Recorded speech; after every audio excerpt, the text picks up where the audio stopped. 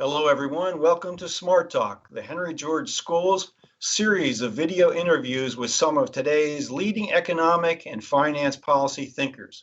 I'm Edward Dodson, a longtime member of the faculty of the school. Today's guest on Smart Talk is Fred Harrison, one of the world's leading authorities on the causes of the boom-to-bust cycles that continue to plague the modern world. He heads the London-based Land Research Trust. And since his first book, The Power in the Land, published in 1983, he authored a continuous stream of hard-hitting books, articles, and documentary films examining the fundamental causes of our most serious economic and social problems, and equally important, what could and should be done to solve them. For years prior to the 2008 crash in the United States, British, and other national property markets, Fred was one of a very few analysts warning of the inevitability of the crash because of one central reason: the gross undertaxation of the rent of land and land-like assets, such as frequencies on the broadcast spectrum. Back in 2005, he provided the details in his book, Boom Bust: House Prices, Banking, and the Depression of 2010. We are now 8 years beyond the trough of the last cataclysmic downturn. Fred has continued to warn that none of the changes in law, in regulation, and in taxation have addressed the above problem with the world's land markets. Today, we have invited Fred to share his insights into the state of the world and whether there are any positive signs that real change might be on the horizon, perhaps in the United Kingdom or elsewhere. Fred, welcome to Smart Talk.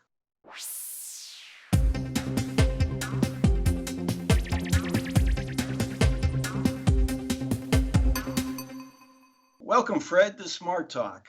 It's really a pleasure to have you here and have this conversation with you, especially with what's going on in the United Kingdom today. The political parties there seem to appear to be showing a new interest in tax reform. What do you think are the real prospects for change in the UK? Well, it's true to say that the political parties realize that for financial reasons, they have got to do something about the property tax. They know that within the next 10 or 20 years, they're simply not going to be able to fund the National Health Service or the care of elderly people because the money just won't be there.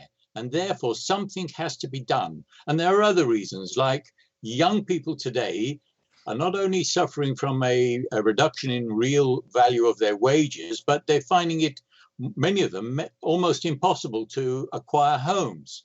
So the political parties have got their backs to the wall. And one of the subjects that they're very gently looking at is how to reform the property tax. But they're doing it in a very anemic way. They are frightened. They're frightened of the homeowner who wants to protect the capital gains that have been accumulated over their lifetime of the ownership of their homes. So although the political parties are looking at the ways in which they might revise the existing property tax because it works in a very regressive way, they're not being ambitious.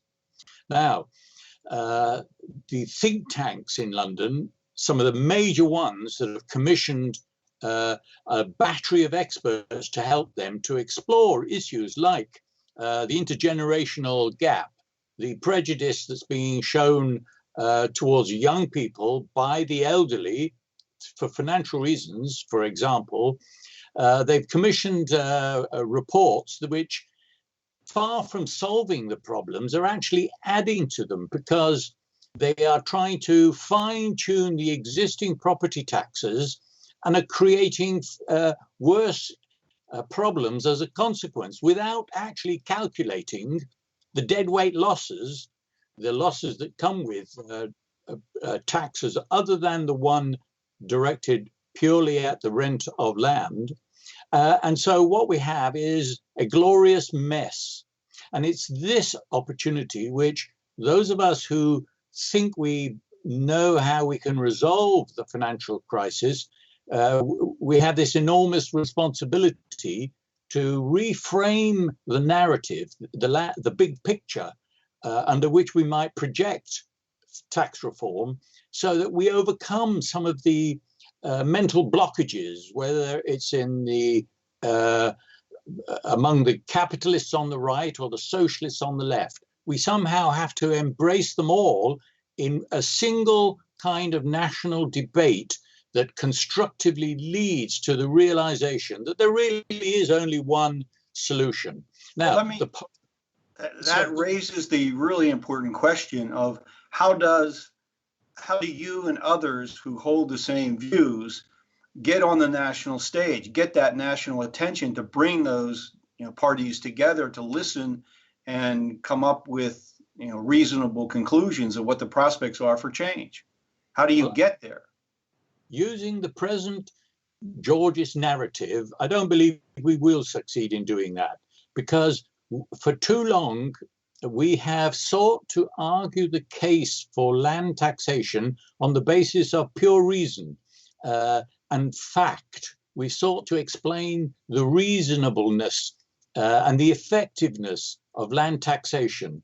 And we've assumed that people's imaginations would be aroused by such a discussion, and that they would see, that they would have the vision to understand that this means so many wonderful changes happening within the community at large. But in fact, people can't see that big picture, and it really is up to us to reframe our narrative in order to capture the public imagination. And it's at that point we'll get invited into the debate. So I've been working now ever since we failed to persuade Russia, the post-Soviet Russia, to come to terms with the need to accept the market economy, but not the privatization of rent. Since that failure, I've had to ask myself some very difficult questions, which is, for example, why is it that we can't make the breakthrough in the West, where everybody would actually gain from the restructuring of the tax regime? And I finally come to the conclusion that we have to shift the basis of the discussion away from purely arguing the empirical case from reason and bringing in the moral arguments, but using language that would resonate with ordinary folk. So in the UK, for example, the biggest barrier to change is the middle-class homeowner. How do we overcome the middle-class homeowners' prejudice against this tax reform, actually capturing the imaginations of that group of people so that they actively support our proposal? And it's the moral language which needs to be developed to not to offend them, although there may be an element of that, but if we have to offend them in such a way that they end up saying we have nowhere to turn to except to face up to our responsibilities to engage in a constructive discussion about whether this proposal really is the way to go. I've got a bit of news for you, Ed. Here in Britain, we are seeing the preparations for a new political party to leap on the scene. It has tried to keep itself secret, but it was outed by one of our newspapers a month or so ago. And so they're going to go public later this year in 2018. And the very first part of their agenda is tax reform, and the land tax is in that document. Now, great. If we can help them, and by the way, they have £50 million of funding to present a real challenge to the other political parties. Now, if they get their narrative, their manifesto right, they will constitute a real threat to the other political parties. And that will force the other political parties either to defend the status quo, and nobody really wants to do that because we all know there's something badly wrong with the way things are, or they will have to move into the realm of tax reform and engage with us on how there should be a consensus that involves everybody in this one fiscal reform, shifting taxes off wages and profits and onto people's obligations to pay rent into the public purse.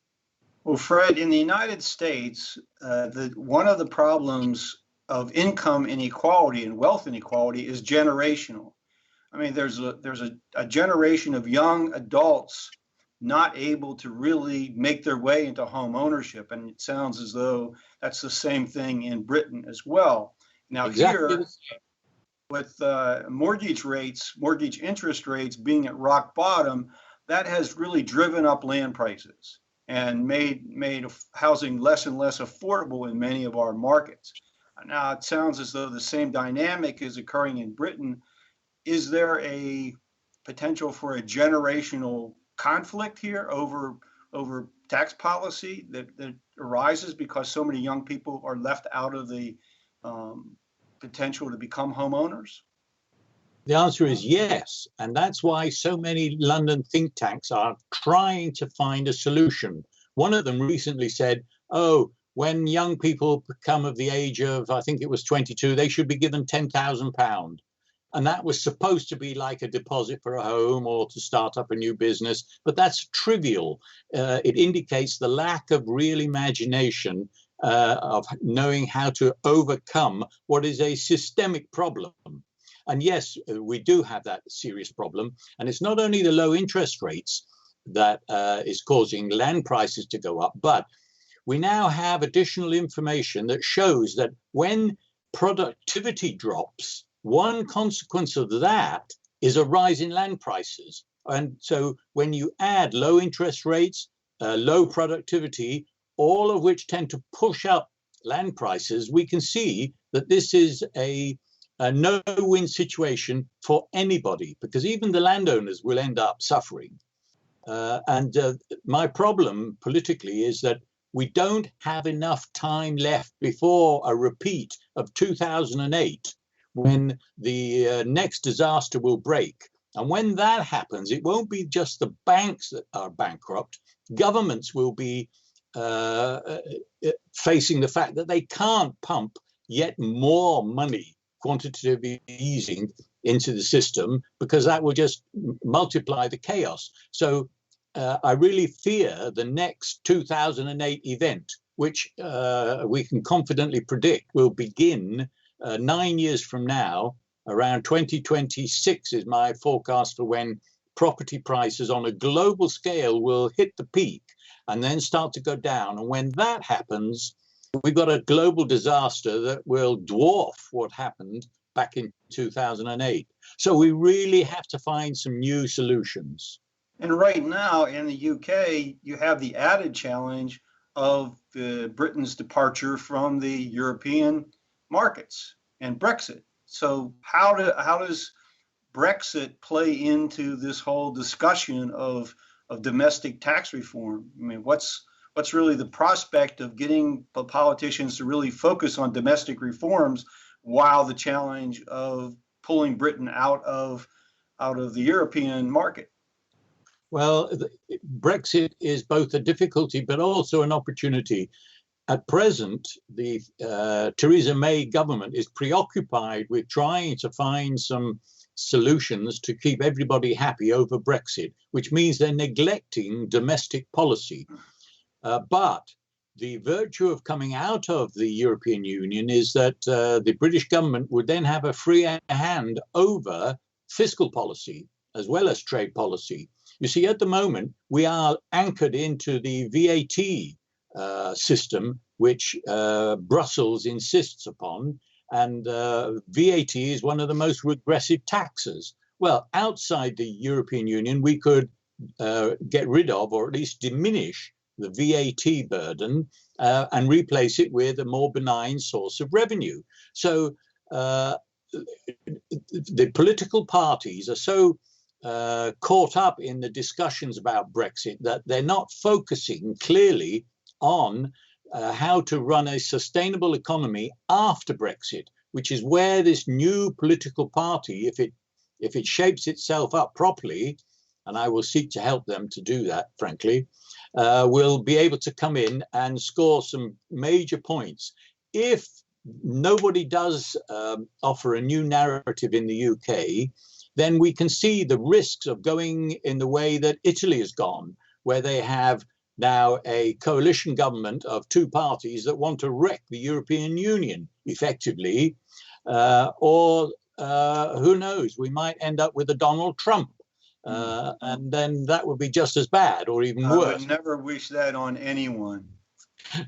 What but occurs to me is it's always been interesting to me that the people in Britain, dominated by a landed aristocracy for centuries, have not really been able to grasp the fact that the economy has been dominated by this rentier group.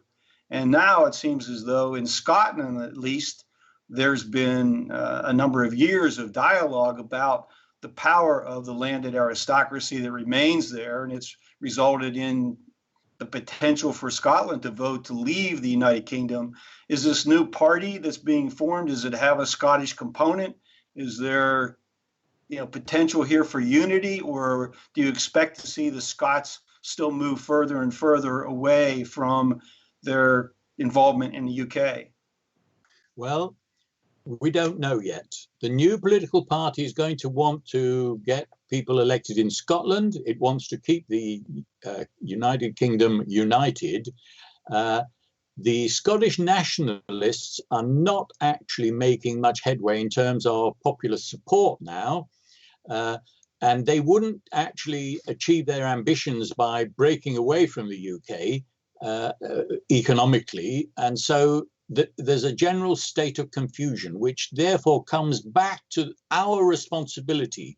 We have to clarify the issues in such a way that the people of Scotland realize that a new social contract is indeed needed, but it's not one where they break away from the United Kingdom. So the scale of the work that falls on those who understand the model of tax reform that favors shifting taxes off people's earned incomes and onto the rents of land is enormous.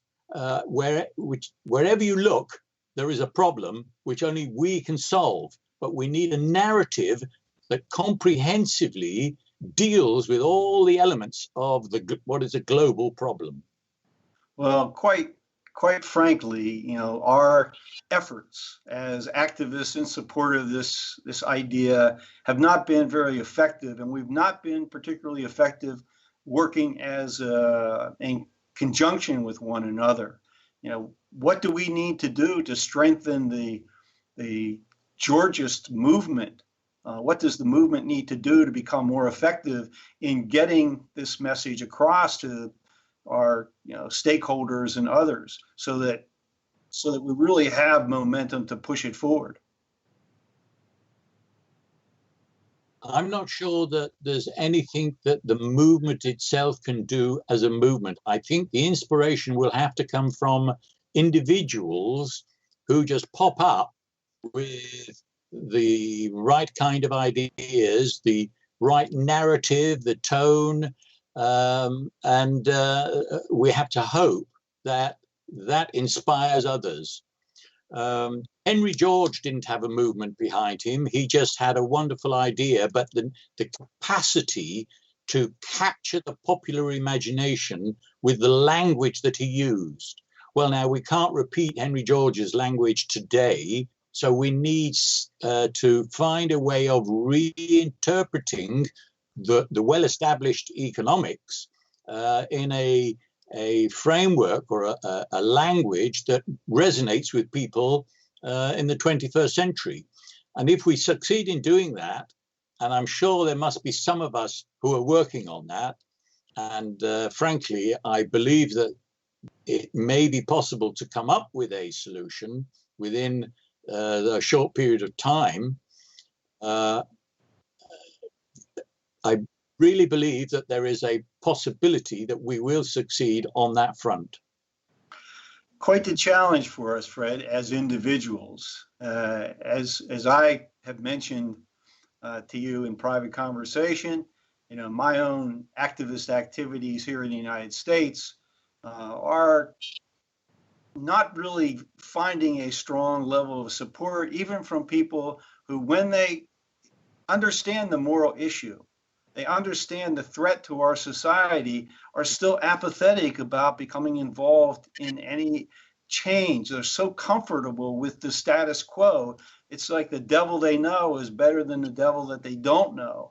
And getting people to embrace change is really difficult. Right now, the on the rise here is really the socialist movement. It's really in response to what people see as a failed system of capitalism.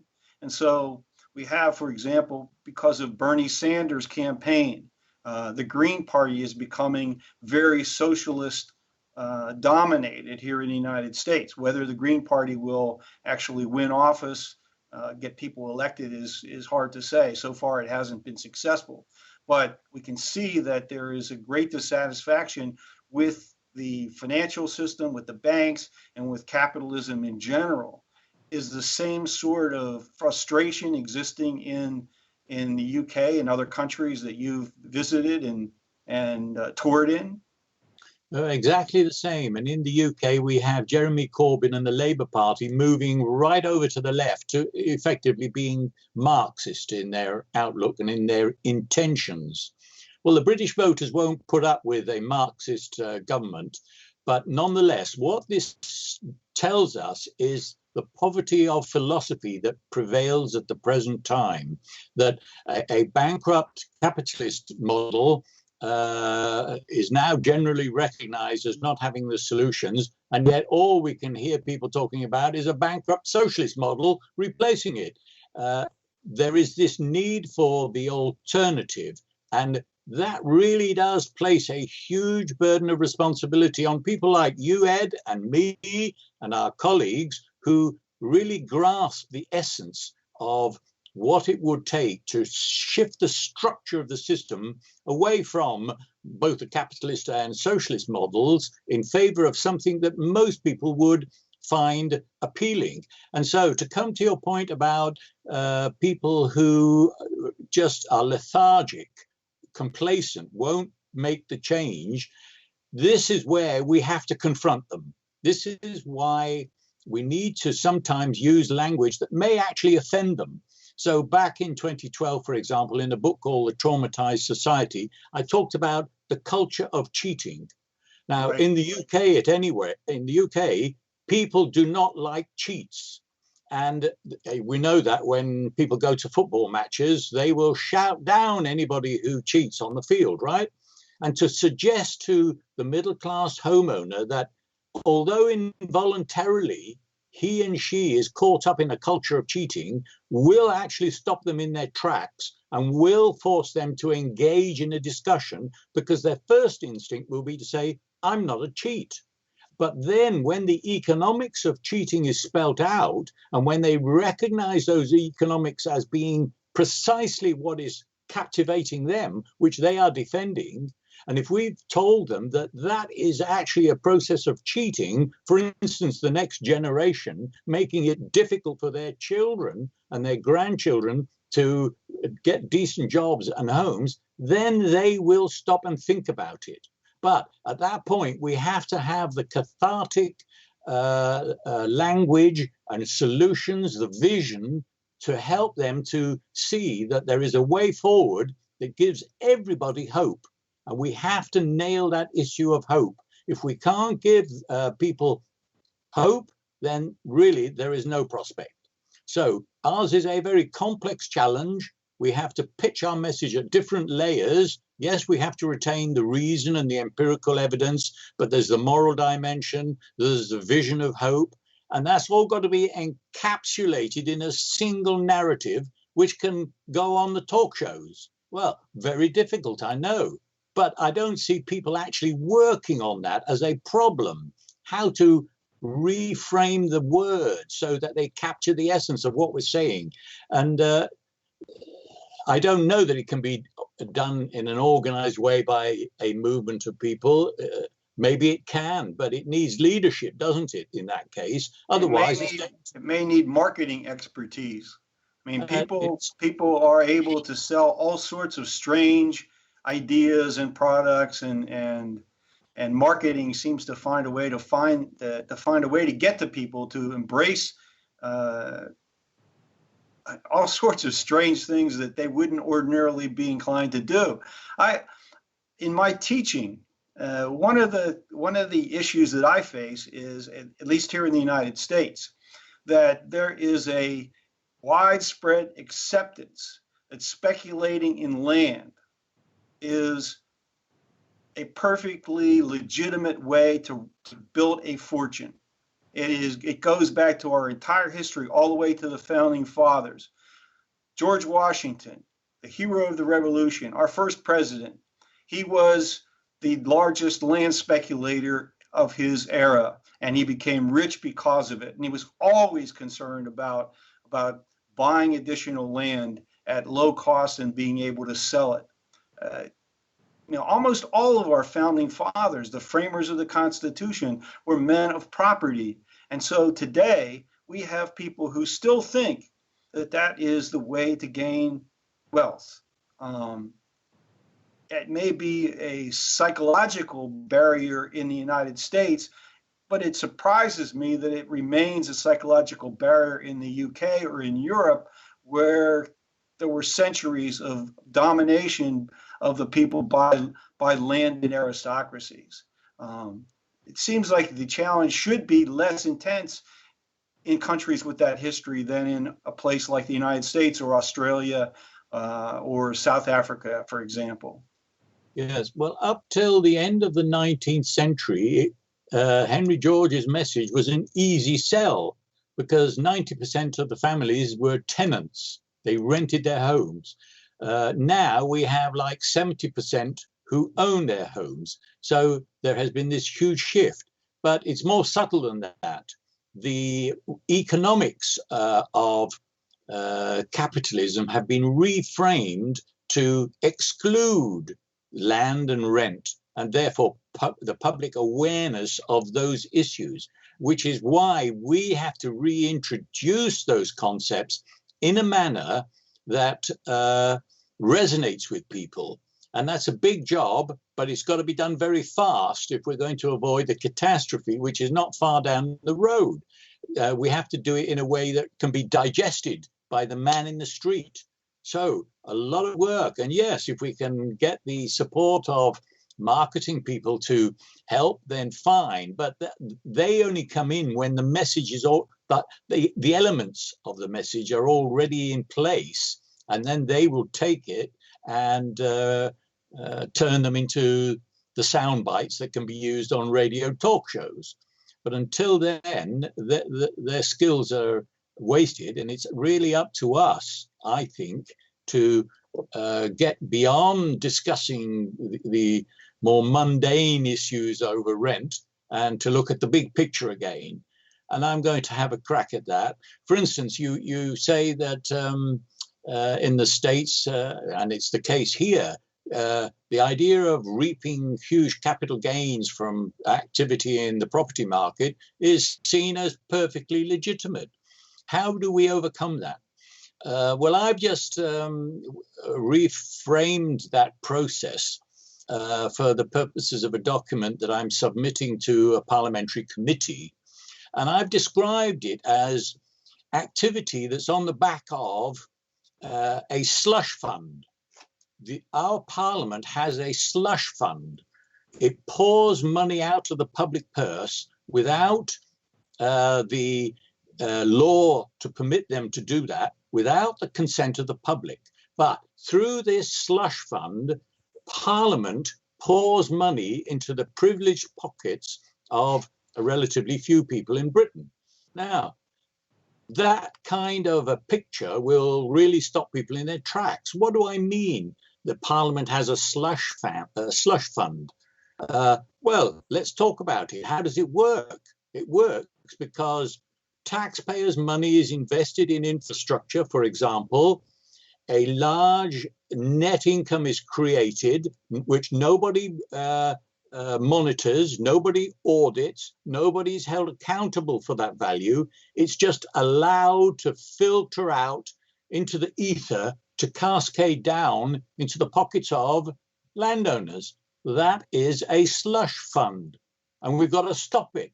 If we want a real and authentic democracy, we have to hold our parliament, our lawmakers, accountable for that measurable value, which belongs to all taxpayers.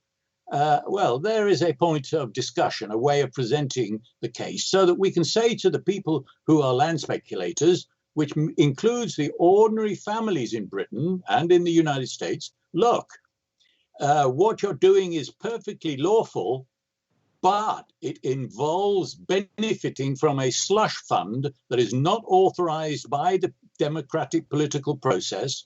Your elected officials are not held accountable for that value. It just disappears out of the public purse when it ought to belong to everybody. And if we collected that revenue, we wouldn't be short of teachers.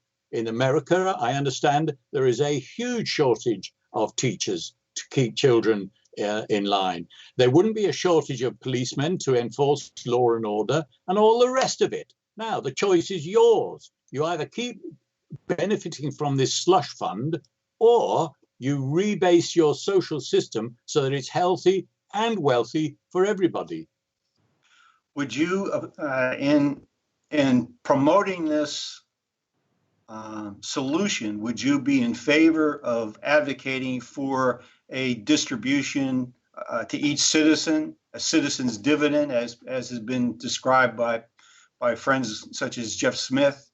The reason I ask that is when I talk to homeowners and property owners, and you look at the statistics in the United States, for example, the net worth in a residential property comprises the overwhelming majority of the net worth of households. And in the United States, very few households have sufficient income from pension or Social Security benefits when they retire to really maintain a lifestyle. 1 out of 4 seniors in the United States lives on their Social Security benefits alone.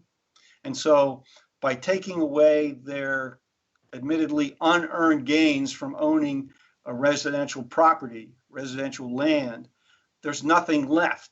And that's part of the challenge when you talk to people who are 60 years old or 70 years old who are retired and may in fact be able to sell their residential property and move into a retirement home. Without that gain, they're left without any assets. How do we get around that? Well, we've got a problem. This is a problem of a perverse system. It's not the problem of a rational system that should replace what we have today. But nonetheless, we have to be practical. We have to find the transitional arrangements to protect people so that they are not disadvantaged by effecting the change. Now, the problem is that, unfortunately, the idea of a universal benefit income being paid to everybody is one of those, in my view, escapist ideas. You see, the tech guys, the multi-billionaires in Silicon Valley who are floating this idea, of course, it would suit them because that would imply taxing people's wealth, and in doing so, using the present kind of tax paradigm, the present kind of taxes, part of the cost of that universal income is shifted not onto spectrum rents, without which the tech guys in Silicon Valley would be worth almost nothing. Their intention is that the tax to raise that universal income should fall on the taxpayer in one way or another. When they talk about taxing wealth, they don't define wealth. They don't distinguish between earned wealth that's based on value-adding activity and unearned wealth based on rent seeking. There's no distinction, which means that a wealth tax falls on everybody with some assets, including those who earned their wealth, which then means we are subsidizing those who are accumulating wealth out of rents in all its forms. So the debate is a very confused one. And no, I don't support the idea of a universal income because it's dodging the issues. And we have to confront the advocates we have to Well, say to them, let sorry, me clarify, what Jeff Smith and other advocates of this idea in the United States are calling for is not a basic income guarantee necessarily, but a distribution of the rents that are collected. So I do agree with you that a basic income guarantee has a great many downsides, one of which, if it's broadly distributed to lower income households, will simply cause an increase in the cost of renting an apartment. It will end up in the pockets of landlords primarily. But that's really not what Jeff is arguing that we should be proposing, that if people understand that once we collect the rents, that they will get a distribution out of that rent fund, that they would be more likely to support the proposal, that rather than the rent is simply collected by the government to do as government always does with the funds. Sometimes good things, not always good things. So that would be the distinction that would be made. Yes, but it's an unreal one. First of all, insufficient revenue would be raised by the modest land tax type of proposals that are being suggested. And that revenue is needed to make up for the historical deficits in education, in health, and so on. I dealt with this issue in a book called As Evil Does. My argument is, if we've solved all of the legacy problems, if we've paid all the debts, if we've restored our natural habitat so that everything is sustainable, if having done all that, which will require a lot of reinvestment of public money, and if there's a surplus, then by all means have a income distributed to everybody. But we all have an obligation, and this comes back to the moral issue. We have an obligation to correct the legacy problems which we, by our silence in the past, allowed to happen. Therefore, we are complicit. We have an obligation to remedy all those past defects, which means we need to raise the revenue to do that, but we need to raise it in a way that actually begins to solve our problems rather than making them worse all the time. Well, let me ask you to give us some advice here in the United States. Our political situation right now is best described as bizarre. The two dominant parties are ideologically divided, and we have a person as president of the United States who seems not to be based in any, pragmatism. I don't know what causes him to do what he does or say what he does or believe what he believes, but we have a very difficult political situation right now, and the response from those not in office is to move closer and closer to the left.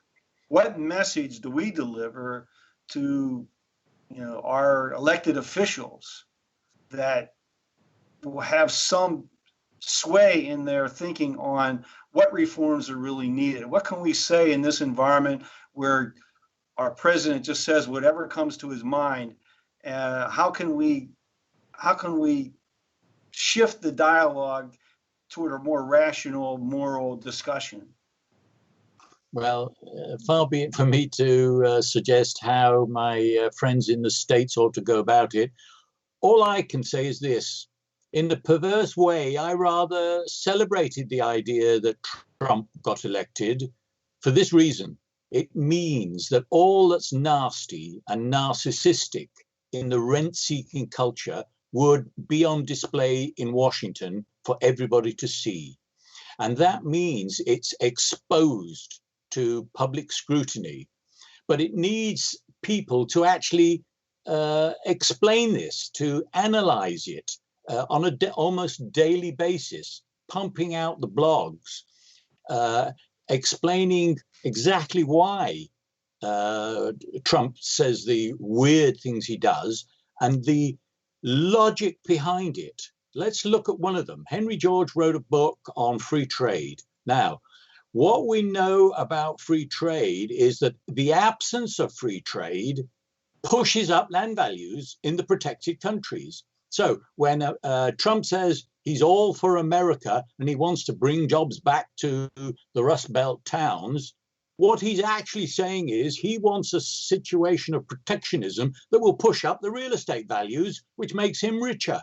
I haven't heard on CNN anyone actually make that point, but the Georgist organizations ought to be collaborating to pump out the kind of objective analysis that makes sense of what is happening in the White House. But it would only make sense if you looked at it through the prism of the Georgist paradigm. And now suddenly the America First narrative and protectionism makes sense from Mr. Trump's point of view, not from the point of view of the people who support him. And when he goes out on the hustings, they don't understand his ulterior motive. And it may be that Trump himself doesn't realize, but we should be offering the clinical analysis that says what Trump is doing is actually pushing up real estate values in the United States by arguing for protectionism. That's an example of what you could be doing. Well, your books that you've written over the last decade have made that attempt. And I've read them all, and they're convincing, they're hard-hitting. I've reviewed a number of them as well. What sort of response are you getting to your writing, and as well as the documentary films that you've produced, that are on YouTube and available? It's an overwhelming body of evidence that the situation is untenable and that we need dramatic change before we reach a point of no return. Well, the response in the past has been more or less zero, because the zeitgeist wasn't with us, right? People had hope that maybe they could rescue the neoclassical economic system, and where they thought they couldn't, oh, well, maybe Marx really did have some kind of a solution. So they weren't willing to entertain a more subtle kind of doctrine that would make them think, and particularly they didn't want to be confronted by the awkward fact that they may be complicit in this present system. But things are beginning to change, certainly in the UK, as I said earlier. And we're now, the whole world is facing an impossible situation. Wherever you look, any part of the globe, it's untenable. So we either go back to the 1930s, which frankly we are locked into at the present, or we find a vision of hope that helps people to realize that they must reorientate themselves. And so to come back to the work I've done, yes, it was dispiriting to do all that work and to get almost no reaction, but the work is there waiting for the time when it may become of value. And that time is now. And so, as in the case of Trump, here you have on display all that is horrible about the culture of cheating, the culture of rent seeking, on public display on a daily basis. Well, instead of moaning about it in the way that the left does, in the way that the CNN commentators do, quite rightly, in the way that the Wall Street Journal analyzes, again, quite legitimately, there ought to be somebody, by that I mean not necessarily one person, but a think tank pouring out on almost a daily basis the kind of critiques that can only come from someone viewing the events in Washington through the Georgist paradigm. And that would help to make headway in the United States and help us here in the UK, because we are all in the same sinking ship, frankly, and we should be pulling together. Fred, your message is extremely important and powerful and timely. And I certainly will make sure that as many of our friends and colleagues and supporters are made aware that we've had this discussion. I'm hoping that this will be a catalyst for some further investigation and discussion. There's an annual conference coming up in Baltimore where many of our friends and colleagues will be involved in participating, including a few of our colleagues from the UK will be there, and perhaps Australia. So hopefully our discussion will at least stimulate some further discussion and activity on the part of the people that are going to meet in Baltimore. And hopefully we'll have a chance to talk again. Your optimism is perhaps it's encouraging. I don't know if it will be if everyone will find your optimism as strong as perhaps we ought to, but certainly you've given us a lot of courage to go on and truly fight for what we believe is right. So I thank you very much for taking the time with us, and hopefully we'll have a chance to talk again and get an update, and hopefully that update will be extremely positive. Thank you, Ed. That's it for this edition of Smart Talk. For more information on this and other episodes, please visit our website, henrygeorgeschool.org. I am Edward Dodson, and thank you for watching Smart Talk.